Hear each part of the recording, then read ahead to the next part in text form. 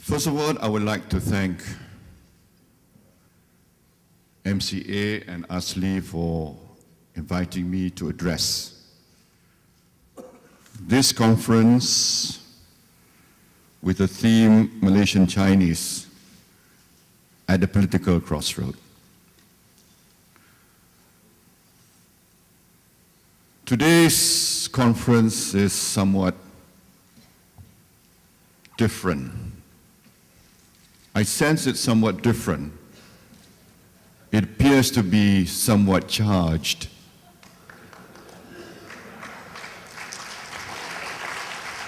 And very rarely have I seen so many enthusiastic supporters behind.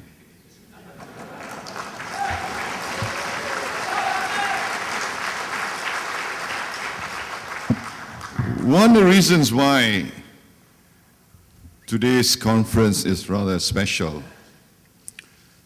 is that later on in the evening, there will be a boxing match taking place.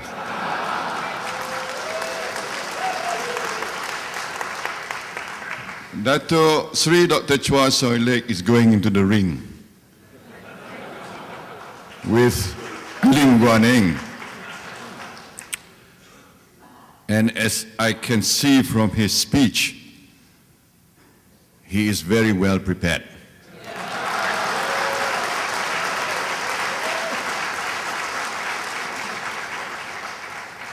So we wish him all the very best.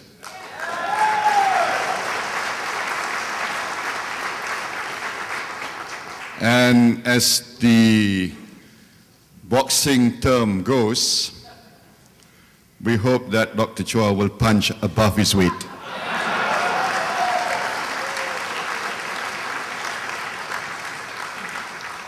We're not sure whether it will be a KO, but certainly we hope and wish him all the best so that he'll come out as the winner.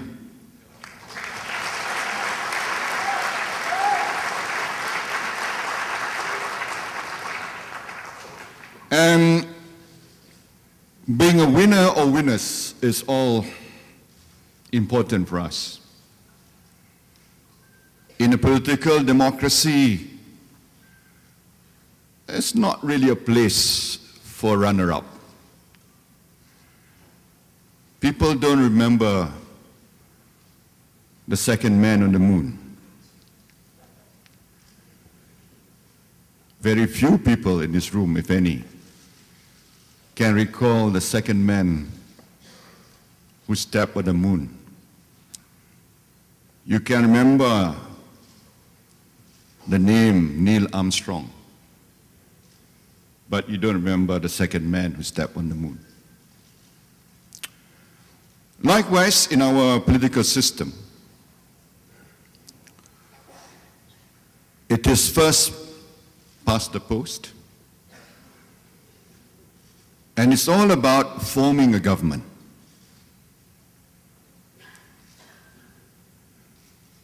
Today's conference is rather appropriately entitled The Malaysian Chinese at a Political Crossroad.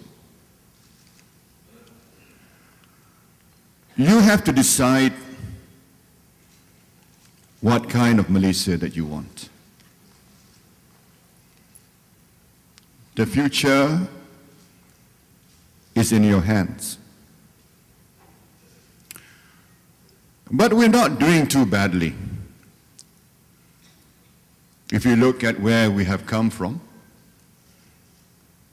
you look at where we are today, some would say we're doing pretty well. Some would say we have accomplished more than we could possibly imagine at the time that we formed the Constitution, the government, and independence to where we are today. But I also realize that we shouldn't hark about the past. we should look at the future. The present generation is not so much concerned about the past. They were born in the 80s and early 90s, who are today voters. But having a sense of history is also important. It's a good guide to the future. When our forefathers decided to build this nation, they sat around the same table.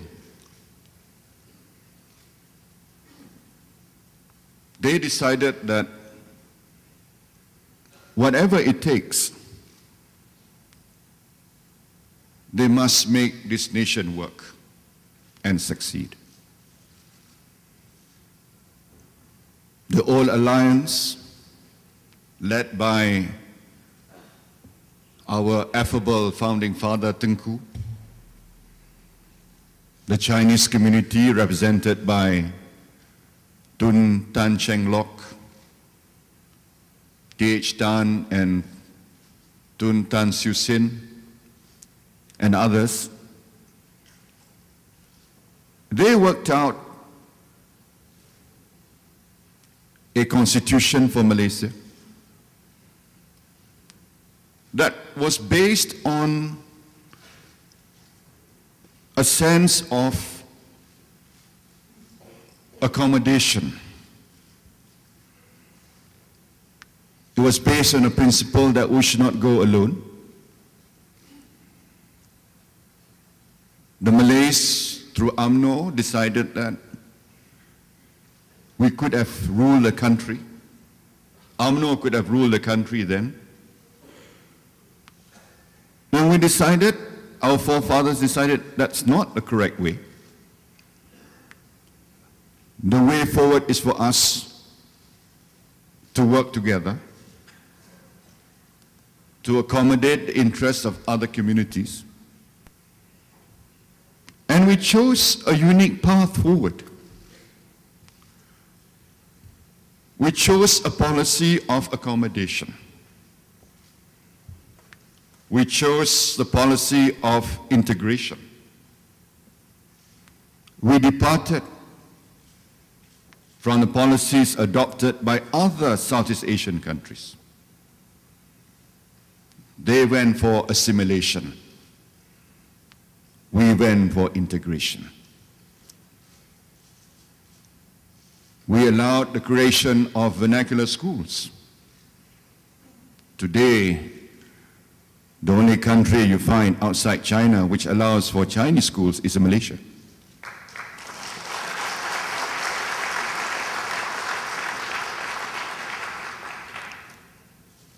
And when Chinese schools were felt threatened, when Chinese education and Chinese educationists and even MCA at that time said, look, can you once and for all remove the sword of Damocles hanging over the heads of Chinese schools? Because the Minister of Education had the power to convert Chinese schools to become national type schools. A certain leader of the opposition who was the Minister of Education did not want to do it when he was in power. When he was in power, he pandered to the more right-wing elements in the party. He wanted to be seen as a Malay hero.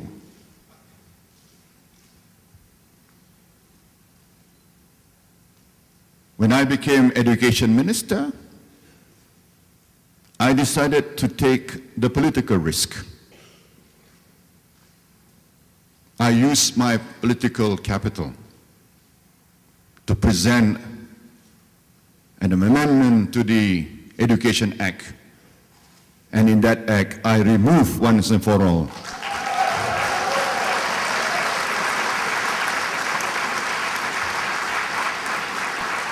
Section 21(2),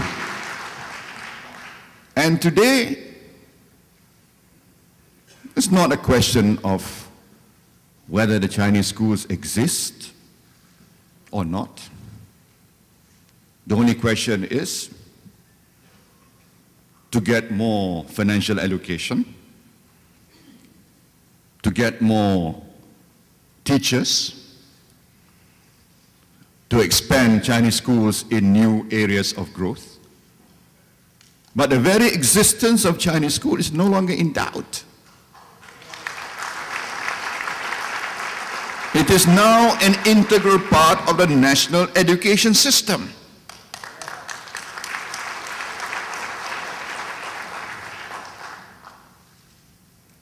And that was something that we delivered to the Chinese community. We didn't play politics. At that time, we were very strong. We could have brushed aside the demands of the Chinese educationist group and even MCA. But even then, when I was just a vice president of UMNO, I decided that we should listen to the needs and wants of the Chinese community as well. I always say that, you know, the test of a leader. What is the real test of a leader? The real test of a leader is when you have power, when you are in office. How you deal with challenges, how you deal with crisis. That is the mettle of leadership. It's not when you have lost office and lost power. It's not when you're in opposition and running for office. Dr. Chua says you can promise the sun and the moon. And I'd like to add, not only the sun and the moon, the galaxy as well.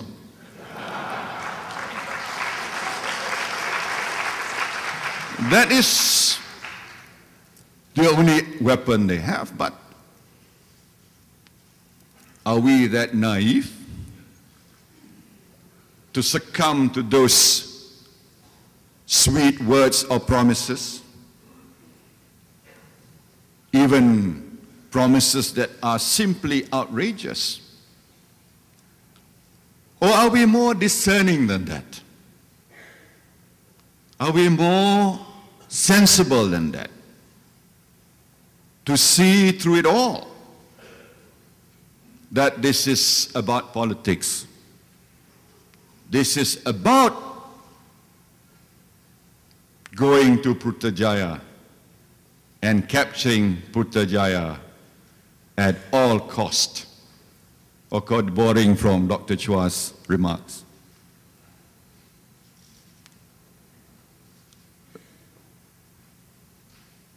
So you can see that there's an awful lot of politics around.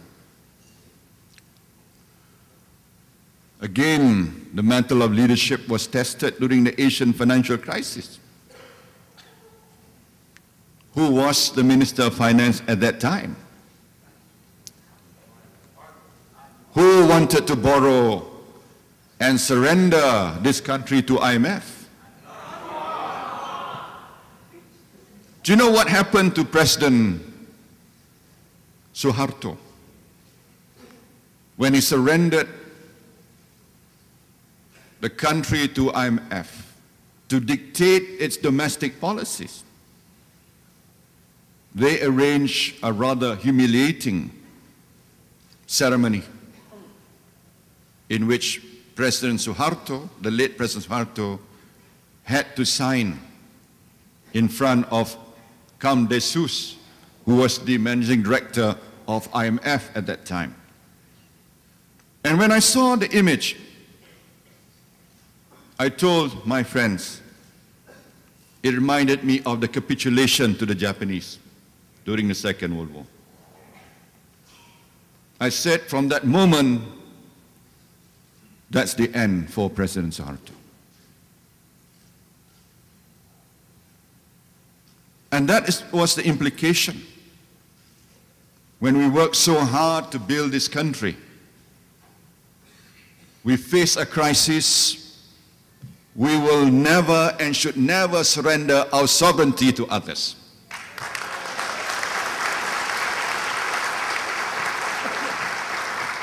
When we have internal crisis, when we face challenges in this country, yes, we were under stress. Yes, we were under strain. We were under strain when we faced the communists, but we didn't break up. We were under strain when we had 13 May 1969, but we didn't break up. We were strained when we faced the Asian financial crisis. We didn't break up. We decided to find our own solutions to these challenges and these problems, and that's why we are here today.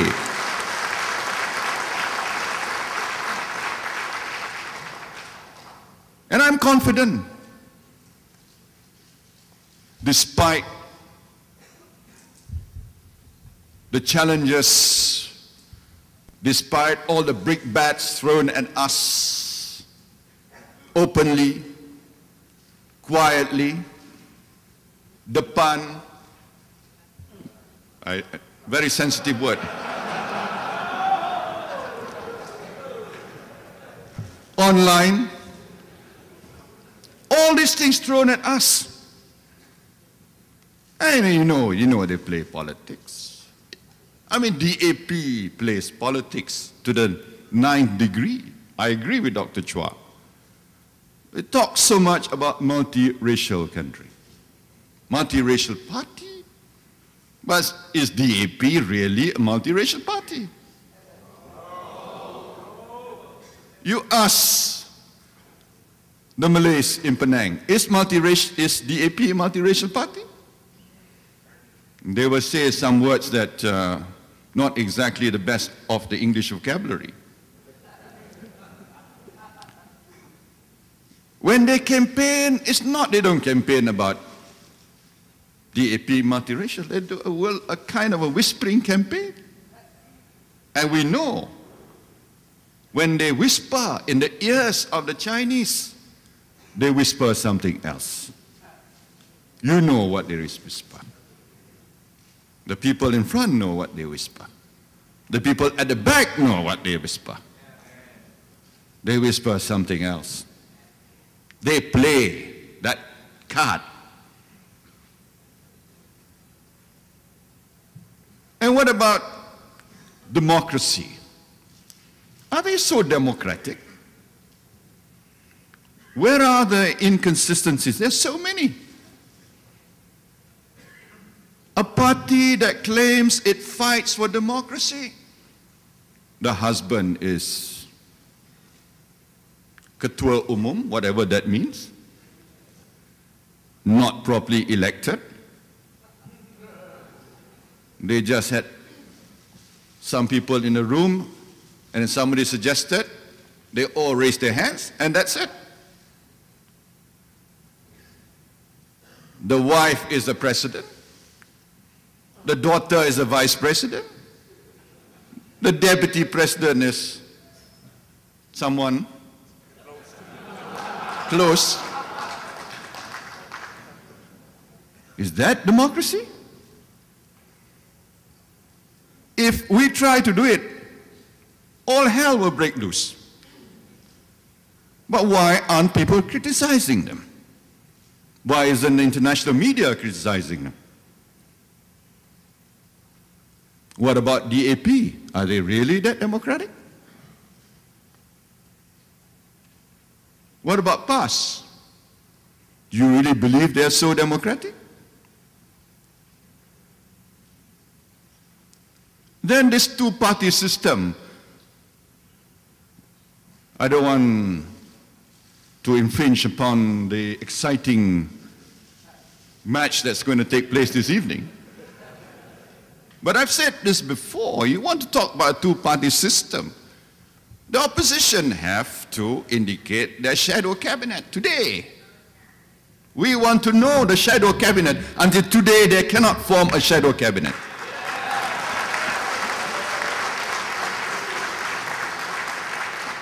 I mean, do you want to wait for them to get to Putrajaya?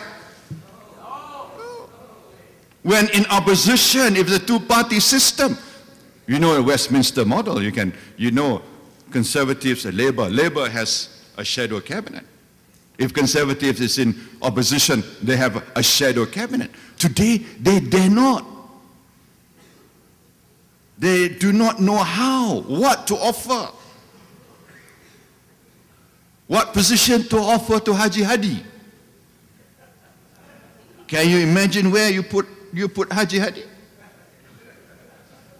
If you have problems with Haji Hadi, where do you put Mat Sabu? The Deputy President of PAS, where do you put him? Do you put him as a shadow education minister? Disaster awaits. So really it is a motley collection of parties and individuals who really shouldn't inspire confidence, engender confidence in the public, but it's because they have demonized us ad nauseum. They attack us. They have too many attack dogs in there, the so-called political terms. I don't mean it in derogatory terms, political terms, attack dogs. Even cyber troopers at work. They have demonized us. That people sometimes do not see through all this. People do not see that it is the opposition that's fraught with so many inherent weaknesses and contradictions that they cannot lead this country to greater heights. Malaysia cannot be in the hands of the opposition, let alone the uncertainties.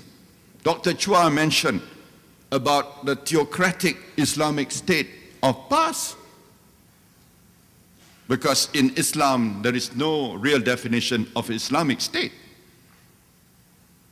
Many top scholars in the Middle East already regard us as a Negara Islam. But I'm very careful about using the term Negara Islam has got a different connotation than Islamic State. Most of them regard us as already a Negara Islam. And so, where do we go from here? I look at, was it yesterday's newspaper? The list of the Malaysian billionaires. I studied each and one of them. There are some in this room today. Every one of them became rich because of our policies.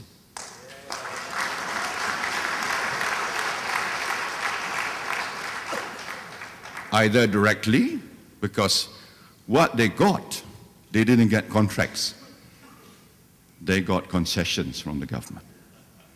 They got the license to print money. Because a contract, after 3 years, is over. You know, most of the Bumi contractors, they get contracts.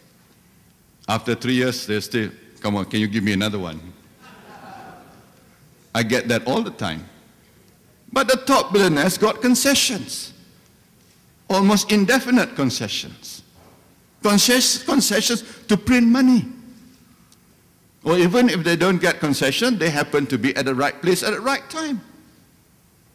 They benefited from our policies. They benefited from the fact that we gave stability to this country. They benefited from the fact that we are a government that believes in pro-growth. We will continue to ensure that Malaysia will grow and we create more and more opportunities in this country. And because of their strategic position, and because the Malaysian Chinese are more entrepreneurial, and at the risk of, being criticized, I'll say you are very, very entrepreneurial. Certainly compared to the Bumis, you are very entrepreneurial, very industrious. You work hard. Some of you are thrifty, but you're rich because you're thrifty. and you know how to do business. And if you have a government that believes in growth, create opportunities, tell me who will benefit? You will benefit. You will benefit. And we are the government that listens to people, listens to you. Make Malaysia a better place to do business, the ease of doing business. Who will benefit? If you have problems, we listen to your problems. If the MRT line doesn't pass through a certain area, you discuss. We tweak the alignment. Who benefits from that? So this is what I'm telling you. It's a government that listens to you. And in this conference, I'd like to pledge that we will continue to listen to the Malaysian Chinese.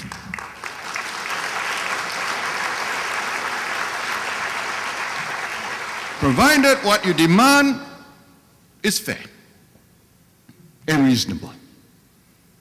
If your demands are fair and reasonable, the government will listen to you. And we'll make it as part of our policy.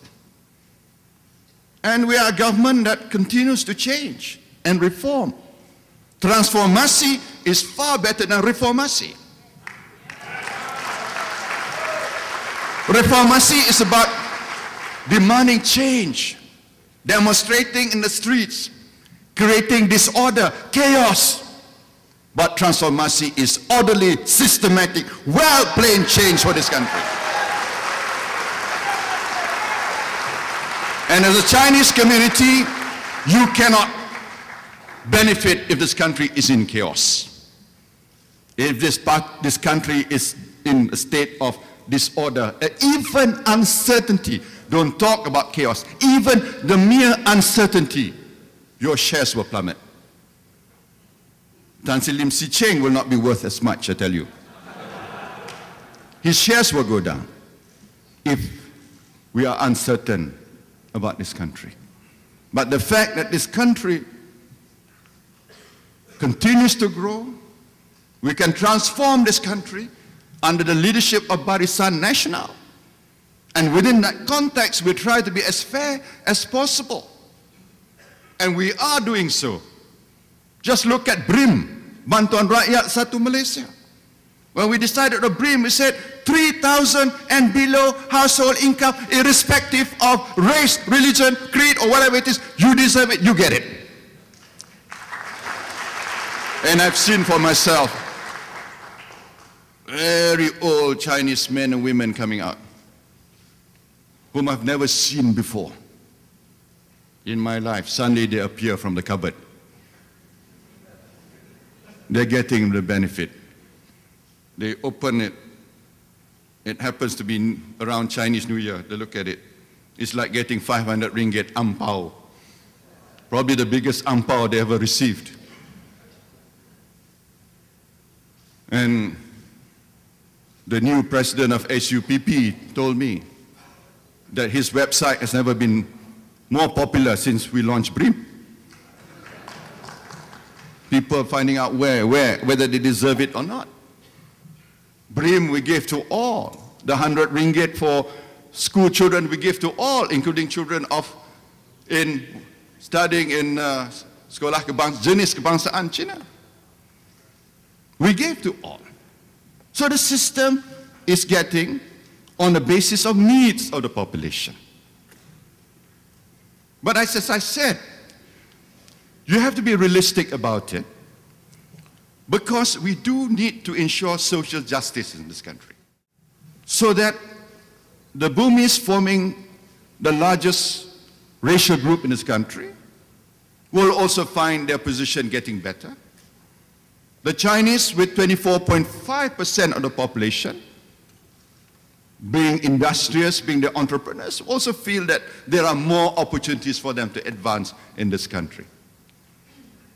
It's a delicate balance, but it's a balance that we need to do. We have to manage it. We're doing our best. For example, our JPA scholarship. Never before in history we have combined. We've said that anyone with 9A plus, automatically you get a JPA scholarship. Never. In other words, we recognize excellence. But we make some adjustment as well. What about those who come from places like Ulu Tembeling in Pahang, where I come from? You know that kampong in Ulu Tembeling? It's called Kampong Bantal. It is so far up the river that when you get there, you give the bantal, you throw stido, sleep. That's how far the Kampong Bantal is. And what about my favorite longhouse in Sarawak? Ulu Lachau. You know, I pronounce it very, very carefully. Ulu Lachau. And you go to that longhouse in Ulu Lachau, and compared to, say, somebody from Kenny Hills or even Klang Valley, you know, the difference is huge. I mean, you get 6A, 7A from Ulu Lachau or Kampong Bantal, it's as good as getting 11, 12 A's from if you live in a background like in Kenny Hills and so forth. So we have to be fair. And this is what the Malaysian government, under leadership of Barisan Nasional, is about being fair to all. It's about being inclusive. It's about being sustainable. Not only economically, but politically sustainable. And yes, we have a bright future. This election, whenever it's going to take place, this election is not about Najib. This election is about the future of Malaysia.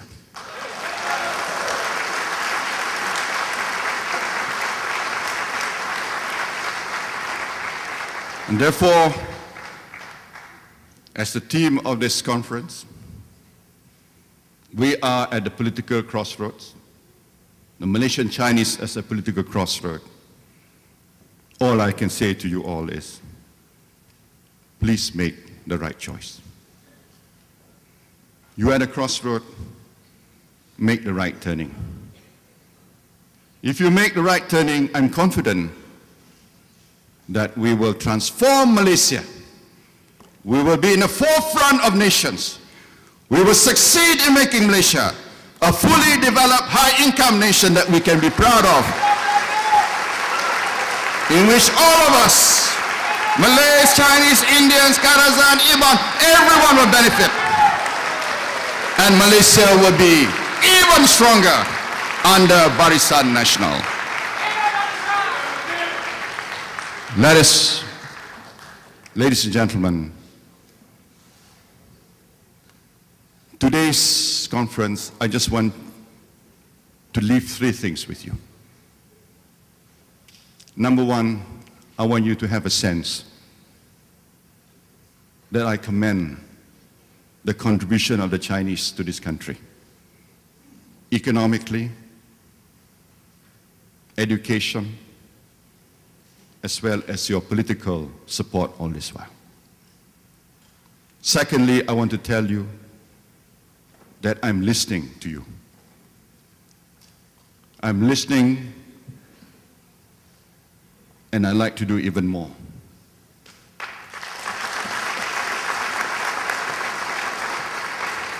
But I can only do more if I have the support and the mandate.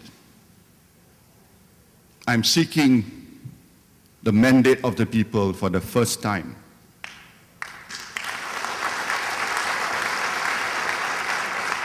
I have the mandate of Barisan Nasional. I have the mandate as President of UMNO, as Chairman of Barisan Nasional. But I'm seeking the mandate from the Malaysian people. With your mandate, I pledge you that I'll do my utmost to bring Malaysia to become a great nation.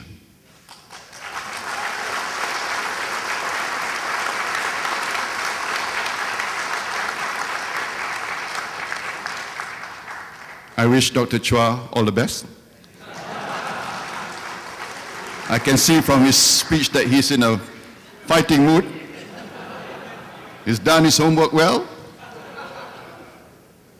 And I hope this conference will send the right signal that the choice ahead is to support Barisan Nasional.